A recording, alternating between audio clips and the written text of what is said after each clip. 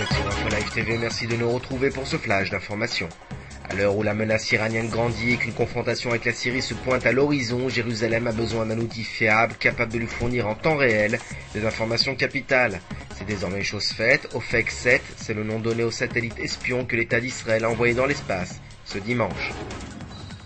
Et puis, selon nos confrères du Haaretz, un grand remaniement ministériel attend le gouvernement mercredi. Le Premier ministre entend confier à Ami Ayalon le portefeuille des finances, s'il est élu à la tête du Parti travailliste mardi soir lors du second tour des primaires. Shaul Mofaz, en charge actuellement des transports, reviendrait donc à la défense. Et Ehud Olmert est attendu également à Washington, où il doit se rendre la semaine prochaine pour rencontrer George Bush. Il évoquera avec lui notamment la question du réarmement complet de la milice chiite du Hezbollah et exigera, semble-t-il, la mise en place, je cite, une véritable force internationale à la frontière israélo-libanaise. Au Liban, les combats s'intensifient entre l'armée libanaise et les terroristes palestiniens du Fatah al-Islam, retranchés dans le camp de réfugiés de Naher el-Bared dans le nord du pays. Dans la nuit de dimanche à lundi, 4 soldats ont été tués, portant à 59 le nombre de victimes dans les rangs de Beyrouth depuis le 20 mai dernier. De nouveaux heurts entre factions rivales palestiniennes ont fait au moins 5 morts et 53 blessés depuis samedi dans la bande de Gaza. Les hommes armés ont ouvert le feu tôt lundi matin sur la maison du premier ministre palestinien Ismaël Haniyeh du Hamas. Roland Lauder est le nouveau patron du Congrès juif mondial, propriétaire du géant de la cosmétique Estée Lauder.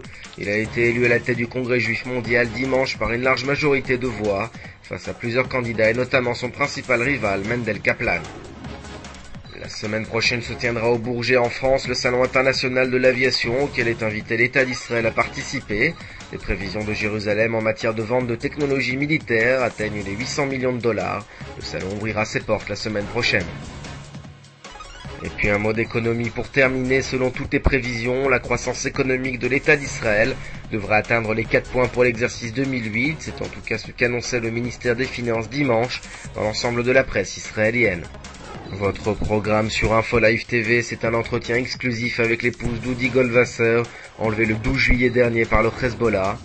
Puis retrouvez notre débat portant sur la tenue de la Gay Pride à Jérusalem. La suite en information sur InfoLive TV. Aujourd'hui, le monde entier parle d'Israël.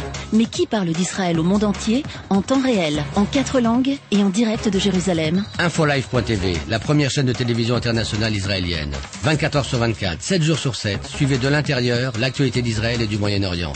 Des reportages, des interviews, un grand journal et des flash infos en images dès que l'actualité l'exige. InfoLive.tv, votre regard direct et vrai sur l'actualité d'Israël. Retrouvez InfoLive sur internet www.infolive.tv.